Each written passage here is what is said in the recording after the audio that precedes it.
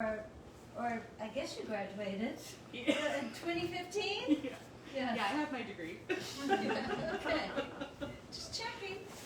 I didn't have time to vet you before you came. So we're so happy to welcome her back and just really honored to be part of this experience with the University of Mississippi and the fantabulous MFA program and the great, amazing people that come out of the program who give it such a wonderful reputation, and therefore more people come. So now that everybody knows that you graduated from the University of Mississippi, the MFA program, it's gonna, applications are gonna go crazy. She's down in New Orleans now, and just happy to have her closer to us, and glad to welcome you back home to Oxford. So thanks so much for coming to see us.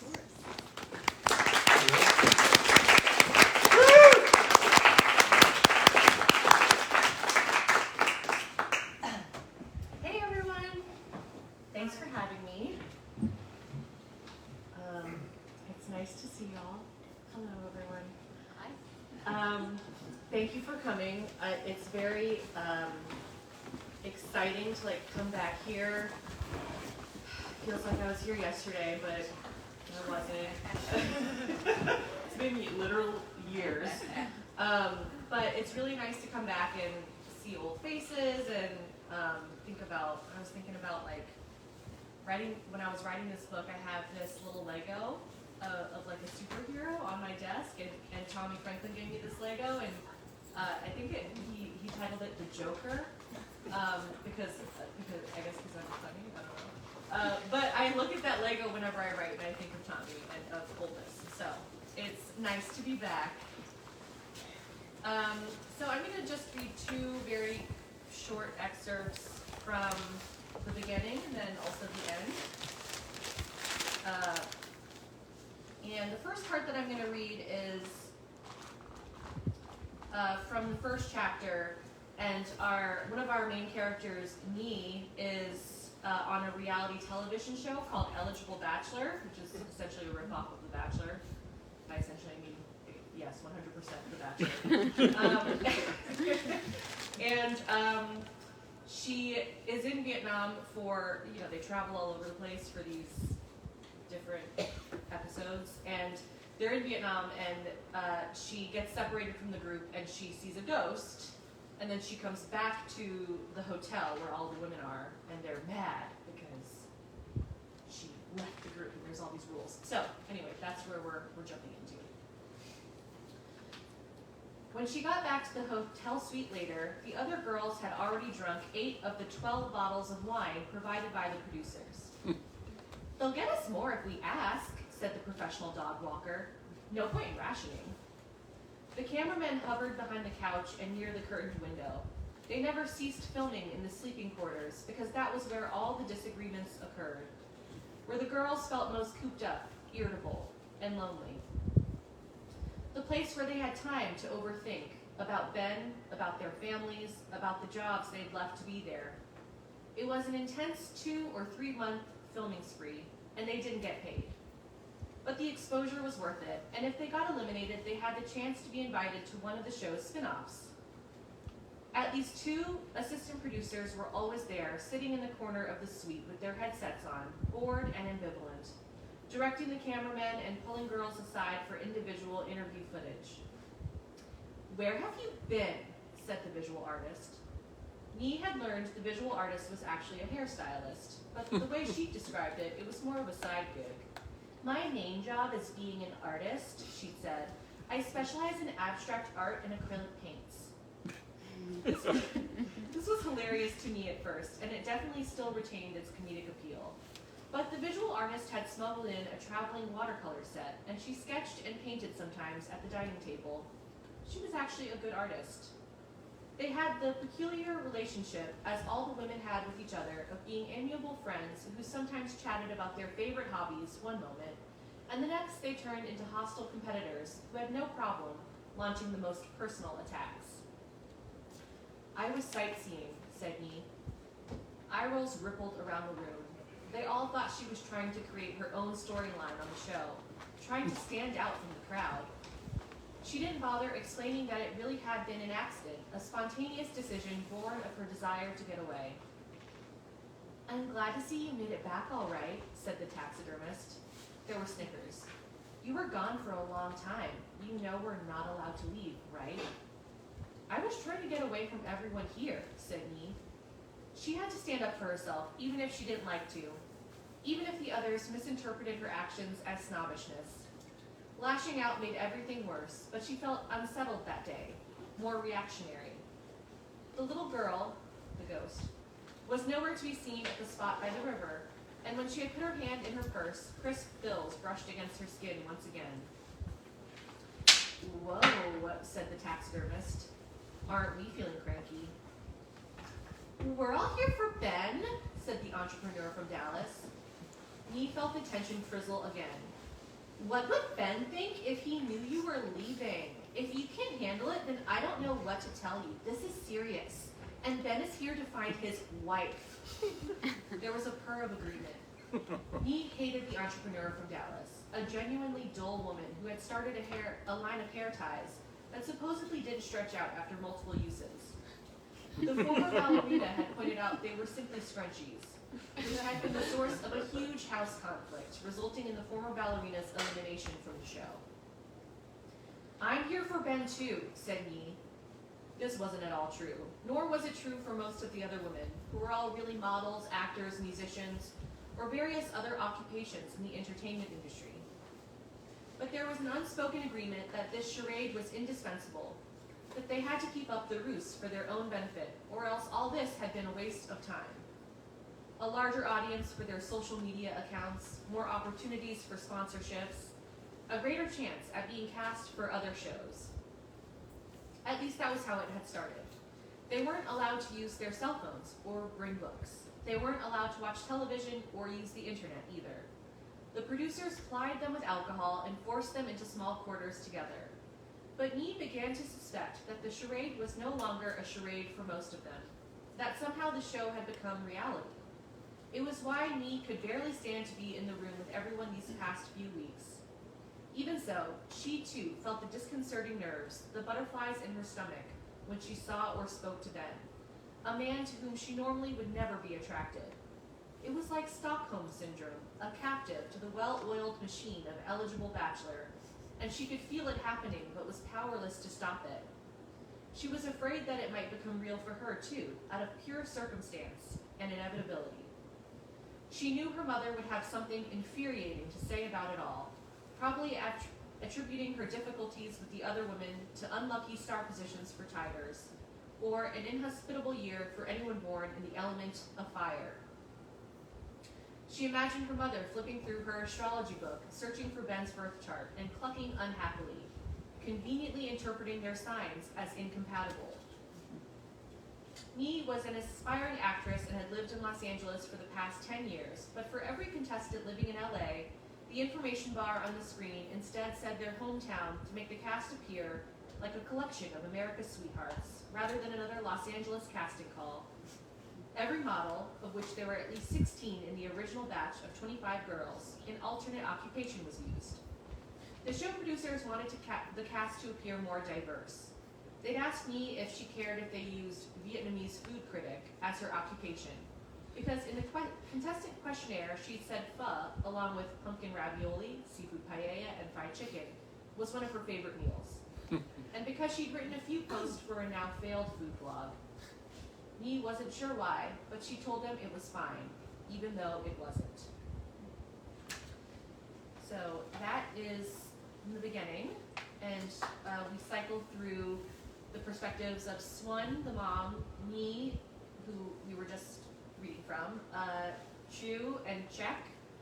And as you go further back in time, you meet some of the other, the grandmothers and the great-grandmothers. But also the narrative moves backwards. I don't know if I can mention that. It goes backwards in time, and so you go farther and farther back. But I'm going to read a short section now from Swan, who is the mother of the three daughters. And this is when she is much younger, and her own mother has passed away. So it's a very cheery funeral chapter. When her mother died, Swan and Lun didn't know what to do. If they'd been in Vietnam, there were many things they would have done out of sheer practicality, a natural progression led by common sense. Clean the body, prepare the grass mat upon which to lay her, set up the altar for prayer, open their home for visitation, guard the body in the night from spirits, and cook food during the time unoccupied with the previous duties. There would have been an abundance of voices in the room, neighborhood women to offer advice, plenty of immediate and distant family to boss them around, elders to reminisce about their traditions and rituals, the exact matters of death and how to conduct them. But in America, they weren't allowed to keep the body in their home. And while they were surrounded by people, no one knew exactly what to do next in these new circumstances. The first time their mother fainted, the ER doctor told them it was because she had diabetes and needed to regulate her blood sugar. He asked them if their family had a history of diabetes. They said they didn't know. He went through the medical forms they were supposed to fill out and verbally asked them the questions they couldn't read. They said yes, no, I don't know, but really the answer for all of them was just, I don't know. He gave them a prescription for insulin and a referral for another doctor. At the primary care doctor, they learned their mother's American diet was to blame. She loved sweets, and at the gas station near their house, she would walk and buy a candy bar at least 3 times a week. She was homesick, and so she cooked dishes from home that made her feel less lonely, as if the food would fill the spaces between her bones, that hollow feeling, wherever it might be located. She made fish stewed in caramel, eggs and pork in sugary coconut broth, added a little extra sugar to her fish sauce, formed homemade sweet rice into blocks wrapped in banana leaves. You can't have refined sugar, Tien, said the doctor. And when you do, you have to measure it. They all nodded their heads yes. After demonstrating how to use it, the doctor proffered a small box containing the device to measure her glucose levels. They took it without question or complaint. But they did not measure her glucose, because they didn't know how to read the instructions, couldn't remember what the doctor had done. They never filled the insulin prescription because it had to be injected with a needle. Swan, who was supposed to be Tien's caretaker, was not permitted to mother her own mother. Tien lived with Swan and her family, but refused to relinquish control, insisting on cooking her own meals, doing her own shopping, deciding upon her doctor's appointments, whether or not she would take medicine. For dinner one night, Tien made sweet and sour soup with catfish and pineapple, stewed tomatoes and bean sprouts, oysters and shrimp, an extra rock of sugar. She made jiak joy with purple yams, the bananas slimy and ripe. The dessert was cloying and coated their mouths in a candied slick. She told Trak to turn the television off so she could play the piano in peace. Before bed, Tien ate a Hershey's chocolate bar, letting each piece melt in her mouth, savoring and consuming the sweetness. The next morning, she wouldn't wake. The body didn't feel cold exactly, but like it was quickly losing heat that could not be regained. Her feet and hands were swollen, the jade bracelet she always wore imprinting itself against her skin. They called the paramedics who arrived and pronounced her death at 9:12 a.m. The time of death was important, the Buddhist monks told her later, but Swan didn't know what it truly was. Tien had been still and fading in warmth when they found her. How long did it take for a body to get cold? Did it happen right away, quickly, no heart to pump, no blood to warm? Lun had let out a terrible and prolonged choked sound, but Swan just stood there, staring, unsure of what to do. That was the predominant feeling she had then, staring at the newly dead body of her mother. And throughout, in conversations with the funeral home director, the Buddhist monks, the Catholic priest, the florist, everyone only ever seemed to reveal step by step what it was she was supposed to do, the end objective or bigger plan shrouded. Was she supposed to bury her, cremate her? Were they supposed to host a wake, a memorial? It was like these people had a bird's eye view of her mother's death, could map out its progression and its end, while Swan was 2 inches away from the body, right up against it, unable to see anything else. Swan's family was Catholic, but her family had also done many of the Buddhist traditions and rituals of prayer. They'd gone to church, but they also had an ancestral altar in their homes for as long as Swan could remember, to which her mother and grandmother had prayed, offered food, and burned incense. She didn't know what she was supposed to do, so she called both the Vietnamese Catholic Church and the Buddhist temple, which happened to be only 2 blocks from the church. At the funeral, Swan, Lan, Kung, Chek, and Lan's husband, Hugh, tied bands of white linen across their foreheads. An altar with a framed photo of Tien was next to another altar with a small Buddha statue. They held sticks of incense and knelt on the ground, bowing when the monks told them to in between their long, clamorous chants. Women in purple robes stood on the periphery of the room, hitting bowls and chimes. Swan had no idea how long the ritual was, no idea what she was supposed to do and when she was supposed to do it. When they bowed too slowly or misread the signals and acted at the wrong time, the monks gave them dirty looks. People who knew Tien in Vietnam and throughout the small Vietnamese community in New Orleans, other elderly women who tended to the community garden with her, came to the funeral to pay their respects. People walked around them as they bowed, moving back and forth between the 2 altars, and finally, when the ceremony was over, the priest stood to give a sermon at the podium near the open casket. "They put too much makeup on her," said Lun, "and they did her hair wrong," said Swan. The body in the casket did not resemble her mother at all, so much so that Swan wondered if it was even the right one. This suspicion was made worse by the fact that the funeral home had misspelled her mother's name on the placard outside of the funeral parlor. Perhaps this was the body of some other woman named Ten Tung after all, and this was all a joke, the real Tien Trung crouched behind the casket and ready to spring up in surprise. She imagined this lifeless, stiff body had been stuffed with cotton, face painted like a doll. The longer she stared at it, the less she could conjure up the face of her mother, its detail and movement, the way the lips crinkled at the corners, the way her brows almost met over her nose when she frowned, the fluttering of loose gray hairs fallen from her bun when she laughed, how all of her features had crumpled when she realized they would have to leave Vietnam. Instead, this body floated to the surface of her mind and took up all of its space, and when she tried to push it away, in its stead, a blank face. It was this, more than anything, that Swan thought about that night in bed. They left the body at the funeral parlor overnight. The monks told them they should pray through the night and be ready to complete their prayer ritual in the morning, before bringing the casket to the crematorium. The Catholic priest told them to let him know when they got the ashes so they could be put in the cemetery crypt. The Buddhist monks reminded them that the temple needed a small photo so they could continue to pray for her for 49 days while her soul roamed the earth before rest. "Are they being competitive?" Kung said as they walked to the car. "Of course not," Swan said, although she wasn't sure why she said this, since it was clear the priest and the monks had been jockeying for power all day. Perhaps to reassure herself, they'd made the right decision in choosing both religious ceremonies rather than one. She had never asked her mother what it was she wanted when she died, which was all the cause of this. At first, Swan thought they should do a purely Catholic funeral, but then Lun said, what if she wanted an altar? What if they messed it up so badly that her mother's soul drifted through the earth and spirit world without purpose, upset that her daughters never did the proper rites? This indecision was exactly the thing Tien would have criticized her daughters for. As the first light of day filtered through their plastic blinds, Swan closed her eyes and let the brightness of morning cast an orange pall on everything. She listened for a moment to Kung's loud and steady breaths, and then got up to pray, she guessed, both to Buddha and to God.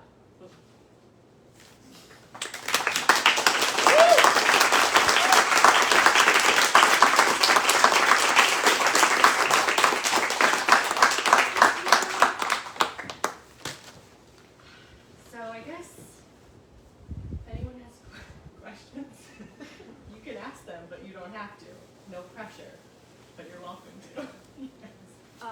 I'm currently reading this book and I really love your characters. They feel so distinct. What was it like getting to know them as you write this book? What was it like getting to know them? Oh, God. Also, happy belated birthday. Thank you. What was it like getting to know them? I kind of felt like, I don't know. I think it was like meeting, I don't know. People were always like, is this your family? And I was like, no, it's fiction. But then there are parts of them that are really like my family. So it is kind of like I already knew them. But it was also like I was like combining the worst parts of myself into the characters. So it was like, you know, I feel like also that was like my defense mechanism to people saying that it was my family. I was like, it's just me. All the bad things are just me. So yeah, getting to know them, I guess in a way was like confronting like my own worst qualities, because they're the most interesting ones, and then you put them in the book, right?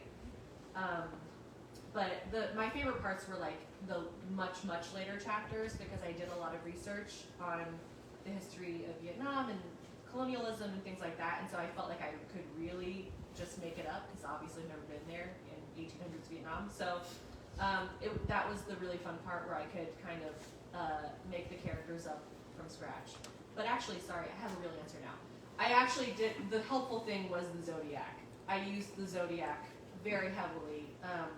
Even if the characters were not like exactly in line with the Zodiac, they were always either compared against it or they were fulfilling it in some way. And I feel like that was really helpful. And I think actually in the future I'll probably, even if I don't even mention the Zodiac, I'll just like look up horoscopes and just like base the characters in the horoscope, because that was a pro trick right there. What is your sign, your zodiac? I'm an Earth goat. Oh. Yeah, we're notoriously the best sign in the Zodiac. Actually, if you read on like those Chinese placemats in Chinese restaurants, it literally says under snake that we are vain and like egotistical. I was like, that's rough. I think I'm humble.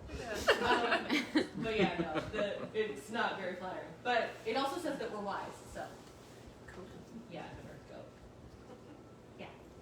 Could you describe a little bit of your writing practice and like your process on a daily, like just like a daily basis? That looks like. Yeah, this one's actually really shameful, because like some writers wake up at dawn every day and write like very consistently, and I'm not that person. But I'm like a person who writes in very long spurts, very productive spurts, and then like I'll not write for like a week, and then I'll feel really guilty, and I'll be like, oh my god, I haven't written for a week, and then I'll like go back to it, and it'll be really hard because I haven't written for a week, and then I'll get into it, and I'll write for like 2 weeks straight every day. So it's very erratic, and it is mostly because I also have like, you know, a day job, so I have to deal with that. So I write mostly at night. But it's funny, because the longer that I write, like for more consistently, the easier it is to start writing. And then I'm like, why don't I do this all the time? And then I'll stop writing for like a week, and then I'll come back to it, oh, this is so hard. And it's just like a horrible cycle. So that's my writing cycle. How long did it take you from the very beginning of the idea of the book to the end? So I read actually How the Garcia Girls Lost Their Accents by Julia Alvarez, and that book also moves backwards in time. And when I read it, everything clicked into place. I was like, backwards in time? Why didn't I think to do that? This is amazing. And so once I read that book, I started embarking on the novel, and I did that in 2018. And I worked on it. I finished the book in like a first draft in like January 2021, and then I revised it for a couple months, and then I sold the book. Yeah, so I don't know. I can't count however many years that is. 2018.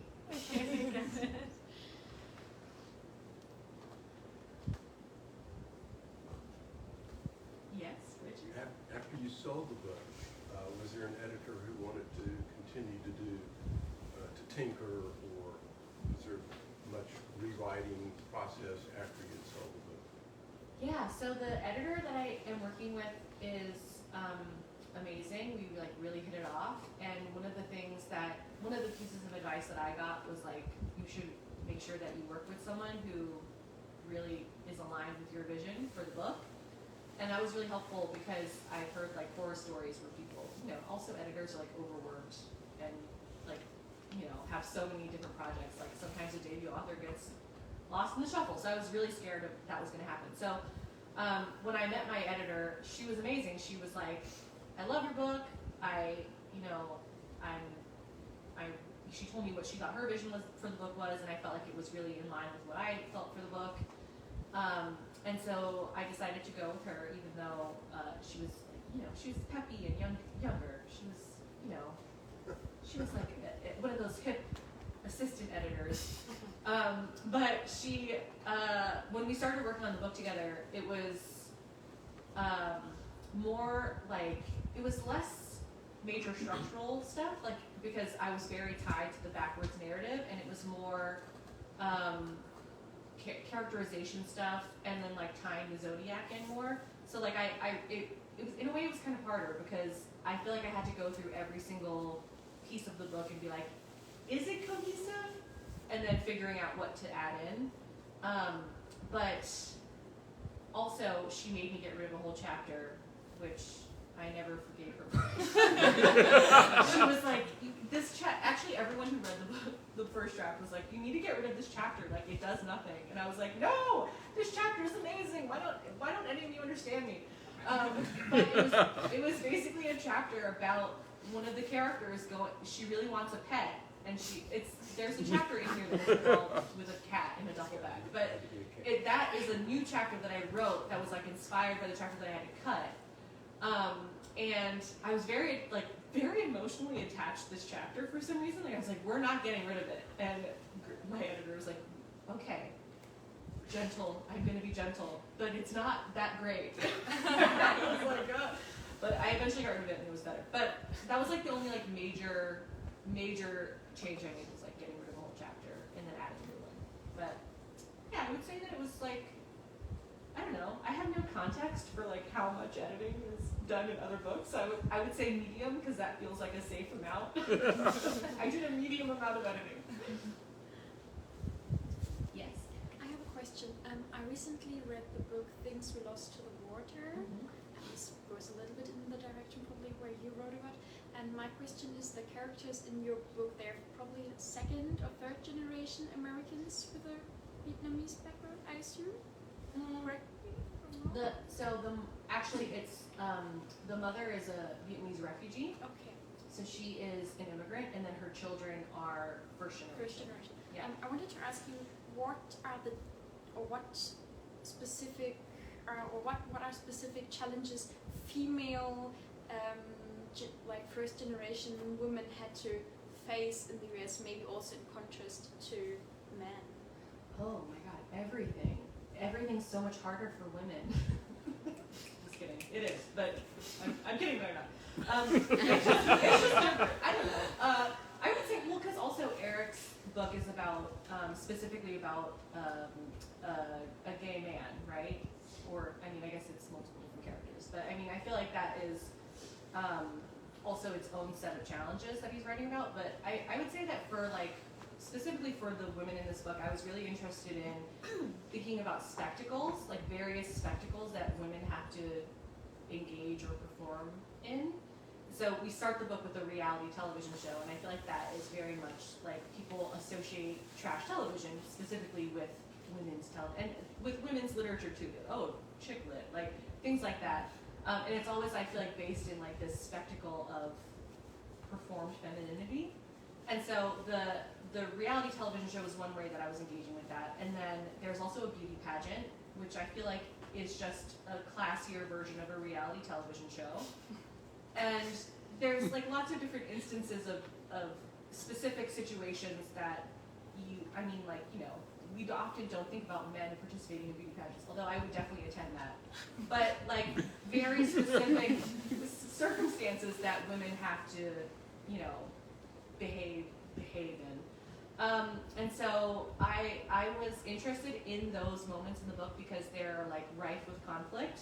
Like, I mean, also I just love writing about reality TV, so I like wanted to find a reason to do it. But if you think about it, they're amazing. They're incredible. Like, it's just like people just sign up to do this thing. Women actually just sign up to do this thing, and it's like I'm just so interested in the motivation behind that and why they want to do that. So there's that, and then there's also like, there's a lot of violent men in the book that I feel like I wanted to take revenge upon in my writing. so yeah, it's like my violent fantasy, where I just get to enact whatever I want. I don't know if that answers No, your it question. does. No, it does. Yeah. Yes. Are all the main characters in the book female gendered, or? Almost all of them. Well, there are some like side men in the story. So there's like side men sounds like a different thing than what I'm talking about. There's like side characters and they are men. And there was also the dad figure in the family in the beginning, but as you go backwards, the men kind of disappear. And there are like some like I would say maybe two-dimensional male characters towards the end.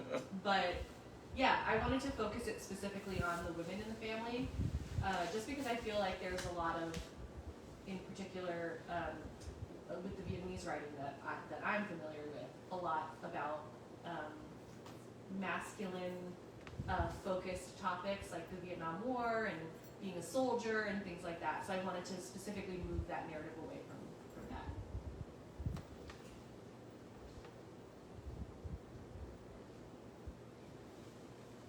You don't have to ask a question, but you can. Do you, what other reality television do you watch and have you watched? Because I grew up on so much trash reality TV that it definitely may have warped my perception on femininity and stuff like that, but I also am obsessed and love Nicole Polizzi, aka Snooki, because I think she's actually kind of a feminist icon in a way. Yeah, agreed. Yeah, so what other like reality TV shows?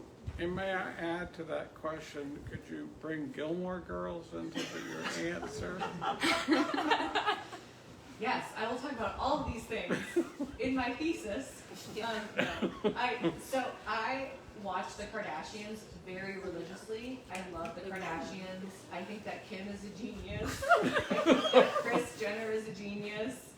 I know that it's not a good look for me to say that, but I'm going on the record. I love the Kardashians. I think that, I mean, literally the show is about nothing and they create narratives. Like, it's a masterclass in narratives. Like, Yeah. You watch the show and you're like, how did they make a whole episode of this thing? It's amazing. I love the Kardashians. But most of all, I love them because they're, it's like the definition of performance, right? Like, they're performing what they think, first of all, an audience wants, and also what the idea of like Hollywood fame is, but they're not actually doing anything. Like, it's not like they have products now, but only as a product of like their fame for doing nothing. So I love them for that. And then there's also these moments in the show where their mask drops and you see like an intelligent human being, like they'll talk about cycles of publicity or like what it, I mean, you know, Kim's a lawyer, like she's like getting people off death row. Yeah. Like, yeah, you can't be dumb doing that. So I'm just interested whenever I see the mask fall off when I watch shows like that. I also watch The Bachelor and The Bachelorette. I feel like that's become more of a chore though than actual joy because there's so much content. Bachelor in Paradise, I watch all the spin-offs, Bachelor in Paradise. I also, this is to answer your previous question about my writing practice, this is why I have trouble with my writing practice. I'm watching so much reality television. And then I also watch, I try to get into like Love Island. I'm very into like dating shows. Yeah. But, you know, I'm all about The Bachelor. Like, I feel like I'm always like comparing it, all the other dating shows, and so I can never really get into them. Although I did really like Love is Blind. The one where they like go in and they don't see each other and then they get married. They get married without seeing each other in like a month. It's crazy. So yeah, I'm watching that. And as for Gilmore Girls, I watch that every day. Also. So I'm awake for 24 hours a day and I just watch all this TV and then I write at night. Yes. Yes. Are you working on anything new? I am. So I actually am working on the book that I submitted for my thesis here was a like sorority thriller. And now when I go back and read it, I'm like, ooh, what was I thinking? Why did I do these things? So I'm reworking that, and I'm doing like a total rewrite of that. And essentially, like, it's a different novel. There's different characters, there are different names. It's not a thriller anymore. It's more like, it's a little bit more, it's kind of like, I want it to be uncanny and kind of surreal. But essentially, it's just the week of Rush in a fictional town in northern Louisiana.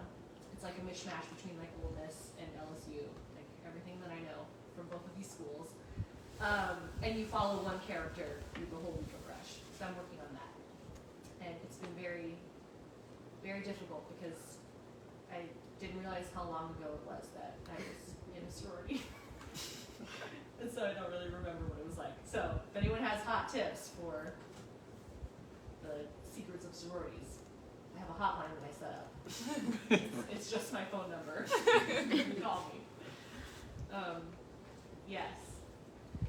So what is this element of like performance and kitschy characters like that? What does that mean to the fictional characters in your book? Is it something that is freeing? Is it something that is violent?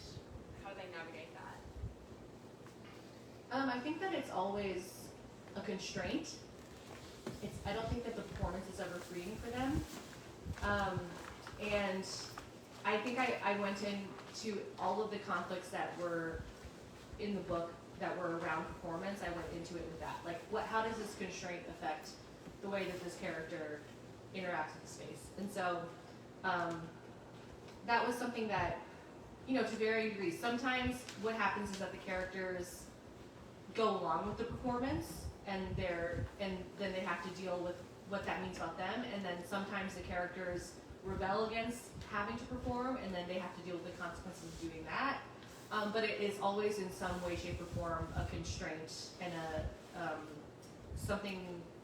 It's not freeing, right? They don't go into the performance as like a protective thing. They do it because it's an expectation or an obligation. So that's how I was viewing it. I guess one last question or note, or we don't have to do another one, but we can. I don't want to keep y'all too long, but is there any other? Okay. Well, thank you for having me.